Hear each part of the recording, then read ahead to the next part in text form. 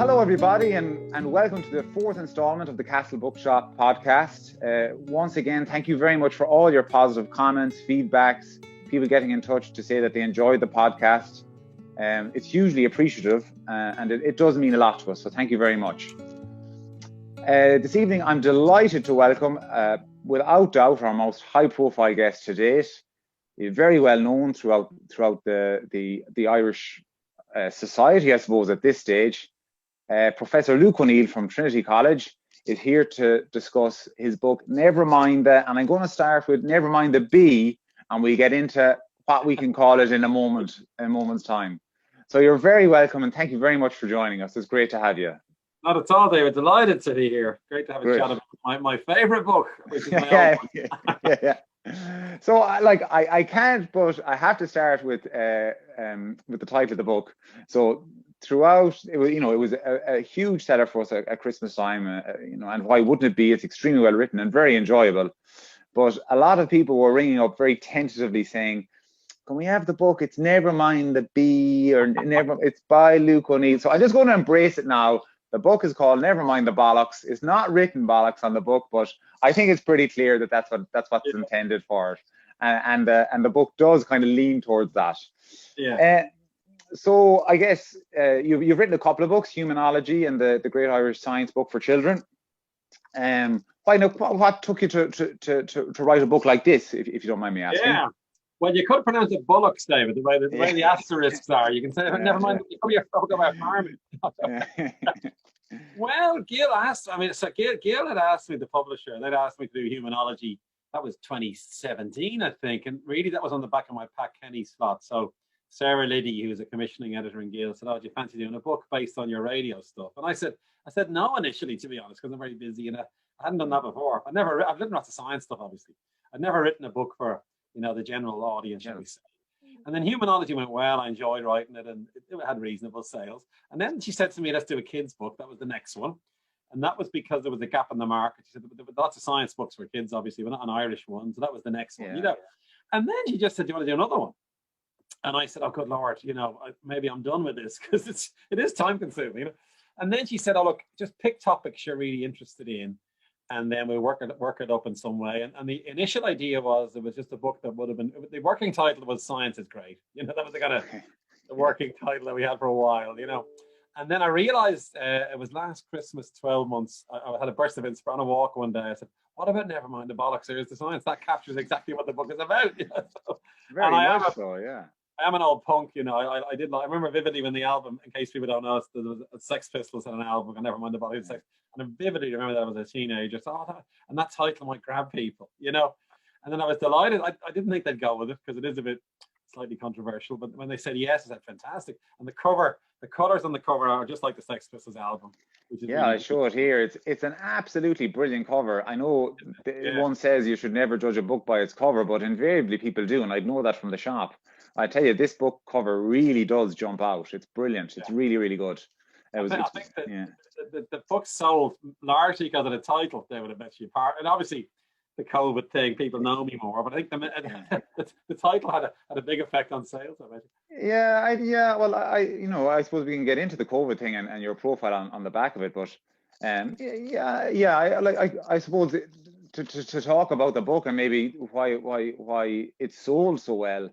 Like I'm not. I did biology for the Leaving Cert as all students do, or a lot of students do. You pick one science to cover your bases, and halfway through fifth year, I was like, what am I doing this for? I'm not really a science guy, but at the same time, one would have an interest in in general and what's going on. And what struck me when I read this book is that maybe you mightn't agree with me on this, but from a layperson's perspective, this isn't necessarily a strict science book. It's more kind of how one interacts with the world, and then that's linked back into science. There's so many kind of practical things to it, which I have to say surprised me. I thought I was going to be reading about physics and chemistry and that sort of thing, but no, it wasn't that at all. It's great. It's really relatable. I particularly enjoyed the one about men are from Mars and women are from Venus sort of thing, because that is an eternal mystery to me. But anyway, I better not get into too much trouble. My wife will be watching this, hopefully, anyway. But I guess I suppose if we could talk through one or two topics, if that was okay. the first one to talk about what kind of interested me, and I suppose would interest most people, is why we won't get vaccinated. So it's chapter 2 in the book, which discusses the kind of the myths or the queries that people have around the vaccines. Yeah. And I suppose you couldn't get something more topical really at the moment. Given I wrote it before COVID. That was strange. Yeah. People say to me, "Oh, isn't it great?" You know, mind you, the usual critics will go, "Oh, you were just capitalizing on COVID." But the fact is, I wrote it before COVID. I submitted it back in February of last year, just before COVID began. And that chapter, the vaccine chapter, was one of my big chapters anyway, because I'm an immunologist. I mean, that's a chapter I know something about, shall we say? Yes. So it was very easy to write that chapter. I could rattle it off quite quickly, And that was an important chapter, because the book really says, look, science is our friend. That's the really bottom line. And if in a difficult situation, that difficulty could be a pandemic, for instance, or it could be, and the other topics we can go through if you like as well. All the topics are issues that affect every human being on Earth, Yeah. And you can look at these issues through the prism of politics or sociology or whatever it might be, and that's all fine. But you can also look through science. And the vaccine business really is about the strong scientific evidence to support the use of vaccines. And that was the message of that chapter.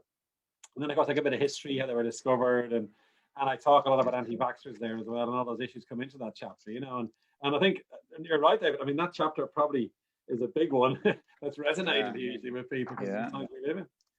Yeah, and I guess, I suppose, if one had any doubts or if one had any queries, it's a very accessible, and it's not laden down with scientific jargon, or it's not overanalyzed. It's very relatable and very readable.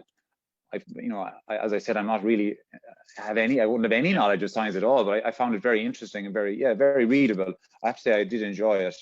Yeah, I wouldn't have any. I reckon you probably, without knowing it, you've got a level of scientific literacy anyway. It probably crept up on you in school, you see. And in fact, in Ireland, what I've discovered through the COVID thing, to be honest, is Irish people have a reasonable grasp of science. I think it's our education system, actually.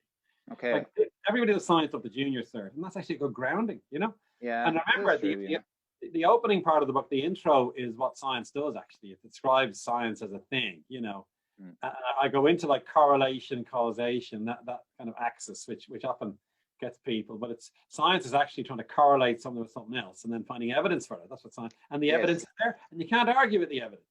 Like if people don't believe in vaccines, that's their choice. That's okay. We're not going to.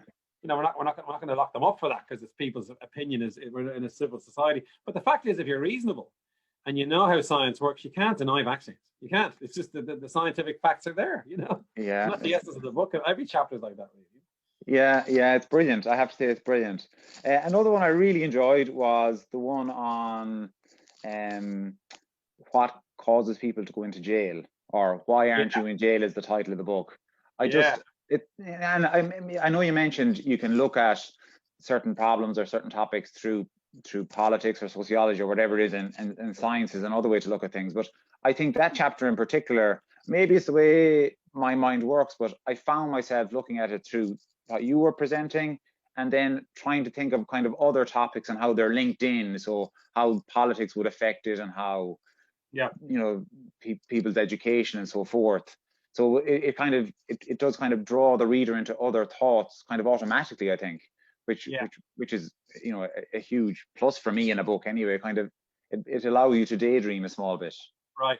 Yeah, it gets you thinking. Yeah, that's precisely. And I hope you got the message as well, that we don't know everything in these topics either. By the way, there's still unknowns. And if you're a scientist, you got to put your hand up sometimes and go, we don't know the answer. We have evidence, or we have a theory based on the evidence. We need more work, say. And that one about crime is a fascination. Isn't it? What makes people a criminal? Is it genetic? Is it environmental? It'll be some blend between the two. So, and I knew a bit about the genetics of crime, because I knew there's an enzyme called monoamine oxidase, which sounds like a real mouthful. But I knew about that a lot, because that's well known in biochemistry. So again, that brought me to that topic from that point of view. And then I could build in the rest of the aspects around that. Yeah. And I suppose it was interesting as well. You had the Italian guy that was drawing out the typical what a criminal would look like, and you kind of see how science has evolved Exactly. In a very short space of time, really, in the grand scheme of things. Very much so. Yeah, it was amazing in those days, David. As you saw, they could tell if you were a criminal by the shape of your head. Or your nose or something. There's a guy with a big beak of a nose in the book. Yeah, it was very, very good. Yeah. So I guess I suppose it would be remiss of me, given that we have you here, not to talk about COVID in general and what's going on, and I guess how we can relate it back to the book, or how we can relate it back to science in general. I know you mentioned a moment ago that everybody in Ireland has a good interest or knowledge as a result of education, but I guess everybody now has a kind of an opinion, be it correct or not, on COVID, and everyone now knows the word epidemiology and that's right, epidemiologists and so forth, and I'm sure there's going to be a huge spike in those careers. But I guess, we're at a juncture now where we've not quarantined, obviously not. We've had our lockdown since January. Things seem to be stagnating a small bit, but you seem to be positive that things are going to move on and get better.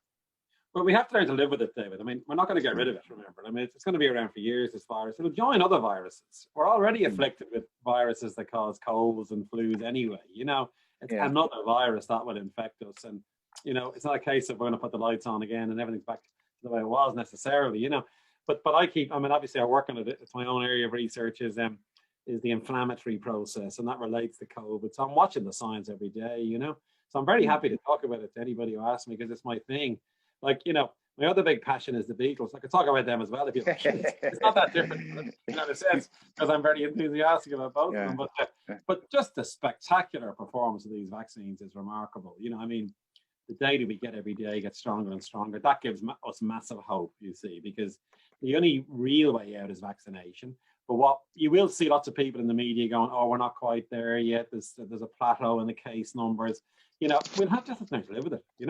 And that will mean perhaps things like mask wearing every winter, but the fear will begin to go away. For me, the key goal we have now is to get the fear out of this virus. Okay. And governments can then begin to relax restrictions. People themselves can worry less about it. And I'm 100% confident that the vaccination campaign will deliver that. That's the way to think of it. Yeah, well, I suppose if we get to a level where a lot of people are vaccinated, things, everybody will be a lot more positive, surely, and then things will improve. So I like how has this response been to your book? Have you kind of got a lot of feedback from it, or like, It was a startling thing, though. I mean, no more than other aspects of what I'm doing with the media changing during COVID. It took off like a rocket, And I think it got 35,000 sales at the moment, which is a lot for a hardback science book, as you probably know. Yourself, well, like I have to say, there was a couple of books, and Gill had an amazing Christmas time with the books that they brought out. They had a really good offering. 32 words for fees from That's right, Mannequin's book. I'm reading that at the moment. Actually, it's a great book. I love it. We had him on our first podcast actually, and your one, they were kind of. They sold out. The first print run must have sold out in the first week. It was an amazing run. And then it kept coming back and kept selling out, kept coming back, kept selling out. So there was a huge response to it here in Castlebar and locally. Yeah, people loved it. And I'm delighted to hear that, because when you write a book, it's funny for me. Like, it isn't my main job. I've got the day job, and you think, a few people read it and enjoy it, I'll be happy. Kind of. In fact, what got me there was with Humanology. When you have it in your hand, it's such a thrill. When you got the book, you wrote yourself. And Gill do a great job at the production. That was a thrill enough in a way, But then when people that read it, that's great. And then when lots of people read it, they go, "This is getting even better now." So there was I got an awful lot of emails about it, saying, "Oh, cool." And asking me questions, which is brilliant. Because again, remember, what you really want is people to challenge it. Actually, that's what science is.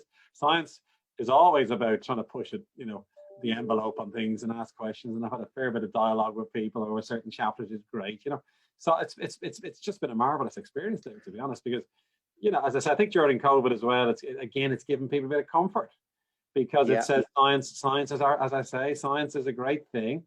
It's a great ally in any given situation. More than ever, we've seen the importance of science, actually. It's strange. I hate to say this, it sounds a bit opportunistic, but if you wanted something to happen that would enhance awareness of, never mind the bollocks, it is this pandemic. And it's absolutely, yeah, absolutely, yeah, yeah. And I guess what I would get a point about the book is, you know, and you mentioned it there in a way that a lot of people are contacting you and asking questions. I guess what it does is it would encourage someone or kind of push someone in a direction, or the reader in a direction, to think about things in a scientific manner. So you have all these topics, diets. Why don't you just cheer up? Is another one I liked. The discussion on whether you should legalize drugs or not. But all that, you know, everyone has their opinions on these topics, and you know, my own opinion will be based 100% on waffle. That's a good admission. A waffler, 100%. You know, it's okay. I've already said bollocks on my own podcast, so why not? Exactly. Why not say waffle? But it encourages scientific thought, for want of a better expression. I don't want to be kind of, you know, because I don't want to be saying now I'm a scientist or I think like a scientist, but it does encourage you to kind of go in that angle and think about things. And you mentioned their cause and correlation, not just to kind of go, oh, that must be it, and you know, kind of stand over your own opinion. You're kind of saying, well, you know, let's see what causes this, I suppose, and what is the reasonings behind it, and what's the evidence behind it. Well, what's important, everybody is actually a scientist, because science isn't something that suddenly we invented. You know, we were all scientists when we evolved 200,000 years ago.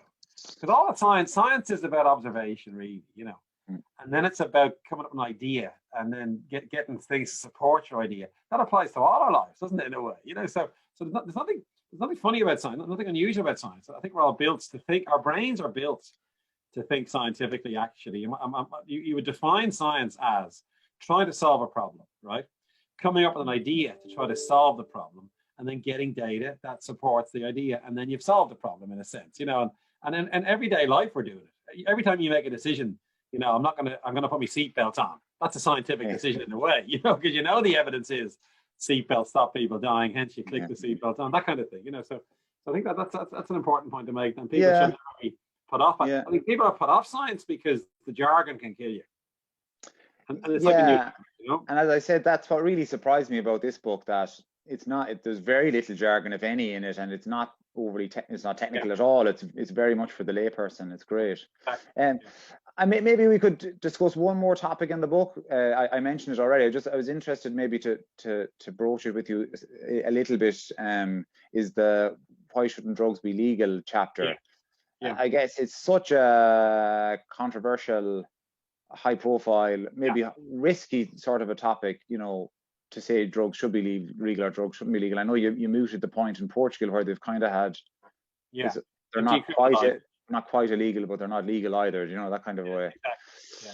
But when you look at the scientific, or well, I suppose the evidence or the information that's presented, you'd be leaning yourself towards saying, well, it wouldn't be a bad thing really if they were legalized or decriminalized, as you pointed out. Yeah, I think so. I mean that chapter, you're right there. That's a bit, you know, that was more than one of the more controversial ones. But the thing is, my whole approach was we're adults, right? Yeah. You know, we're grown-ups. We should be able to talk about these things. Yeah. The other one that people debated and liked was the euthanasia chapter, for example. It's a very serious topic, you know. And it's such an important topic. So those two topics to me are extremely important, because the war on drugs has failed dismally. And it's costing a huge amount of money, not working, you know. So we have to do something different when it comes to drugs, and especially to protect our young people, really, you know. So that was the kind of in the back of my mind when I was writing it. And then I dug into all the data, and you would have read that there is a good justification actually for having some drugs legalized, not all. Obviously, you wouldn't be legalizing hard drugs because they're so harmful, you know. It's always, you know, weighing up risk versus benefit. Again, the usual thing that we talk about vaccines in a sense, you know. Like making them illegal has not worked. It makes things worse. It encourages crime. You know, people don't take them anyway. I give some numbers. Like it's hardly illegal if 20% of people are taking something illegal on average a year. I mean, that's not working, is it? You know, that kind of thing. So, and then I talk about how you would, if you did legalize them, you would then control them like a drug in a pharmacy. You can tax them and use the tax to help people who are vulnerable. You know, now it's controversial because there will be vulnerable people who will do badly if drugs are freely available. You kind of weigh up different things there. It's a difficult one, isn't it? It's a complicated topic. What I found interesting, or kind of what shocked me really, was that, you know, you talked about this scale where scientists used quite a large number of measures to measure the most harmful drug, and alcohol came out as the most harmful. By far, by far. We tried prohibition. Look what happened there. That was illegal for a while in America. And that was disastrous. I think the bottom line is, David, as human beings, for some reason, we need to get out of our heads occasionally. Now, that you can get out of your head by taking exercise or by whatever you like, or meditating. That's all fine. Some take a shortcut and take a drug, and that's every culture does it. All through the history of humanity, they've chewed leaves, they've eaten plants, and then we purify the drugs from the plants. And then alcohol is the big one, of course. That's the most common drug of all. It was an ancient. Alcohol is made naturally. Remember, and maybe 100,000 years, somebody took a sip out of a bunch of grapes and they got moldy. Oh, that tastes good, and then they were off. So, but you're right, though. If you count the cost of drugs in terms of harm, and harm to the person themselves, harm to society, alcohol far exceeds the others, Yeah, that was a huge shock to me, I must admit. When you mentioned that as well, it came up in a previous podcast, that throughout our history, some people have chosen to escape using whatever drug it might be. It kind of shows that history just repeats itself in a modern kind of a context continually. Well, I think I didn't put in the chapter, but back in the 18th century, the Puritans realized we can't really stop people drinking. They were against this. They were into temperance, Yeah. And that's why coffee shops were invented by the Quakers, was to distract people away from the pub into a coffee shop. Isn't that great? The coffee gave them a buzz, but it wasn't quite so addictive, and they socialized, and that was a pragmatic response. They knew we can't just say don't drink. That doesn't work. Okay. So let's set up something else. I never knew that. Yeah. Oh yeah, and maybe we can then maybe make a difference. All the chapters in a way, they were trying to make a difference to people's lives in a sense, And the Quaker movement in coffee was to try to look, we might encourage people to stop drinking by having this nice, warm little coffee shop over here. An alternative, although one could argue coffee is quite addictive. I don't know. There's a lot of people that would say they're not right until they have their first coffee in the morning. I'm one of them. Myself included. Yeah. So anyway, I think we're kind of drawing towards a natural conclusion. As we were saying offline, it's just, I suppose, I'd like to say thank you on behalf of myself and on behalf of everybody in my social circle that I mentioned that we were having you on this morning. We get so much out of your I suppose the information you put out, your slot on News Talk, the various media outlets that you have, the kind of information, reassurance, and dare I say it, a bit of crack that you put across is very important. And not that you're making light of a very heavy situation, but it does make it relatable and understandable. So thank you very much. It's great. It's very much appreciated. Nice to hear that. Yeah, and listen, thank you very much for coming on. It's been really an honor and a pleasure to have you. No problem. We're delighted. And for everybody, I hope you enjoyed our chat. The book, Never Mind the Bollocks. We're going to be brave now and call it that. Good man. You're a grown-up, David. You're a grown-up. Whatever you like. It's available in the Castle Bookshop, and it's also available on our website, www.mailbooks.ie. Thank you very much, everybody, and take care. Thanks, David. I look forward to visiting you in person when all this comes to an end. I'll do a signing. We can have a coffee like the Quakers intended. And do you want to get an exclusive? I'm writing a new book for Gil. Oh wow! It's called Keep Calm and Trust the Science, and it's all about the year of COVID. Interestingly, Okay. It's actually my diary from when I first came across COVID in January of last year. Tiny paragraph in a science magazine. And then you can imagine what happens next, So it's all about the science of COVID and my own journey through it as well, and the media stuff and my own research features. So now, mind you, I haven't finished it yet. It may never get finished. I'm trying to figure out it. This is all being recorded. So this is the first publicity. The publicity of the new book. I'm giving you. Maybe we do the launch in the Clifton Bookshop. How about that? No, it's the Castle Bookshop in Castle Bar. Sorry. Oh God, scratch that. That's okay. Castle Book. There we go. So everybody, you heard it here first. We're having a big launch next November because we're all going to be vaccinated. Of Luke ONeill's new book. Exactly. And no cursing allowed. No cursing allowed. It's got a clean title. It'd be great. We'll have to come over and do a signing. You never know. Yeah. Okay, everybody. Once again, thank you very much. That was really enjoyable, and take care. Thank you. Bye. Thanks, David.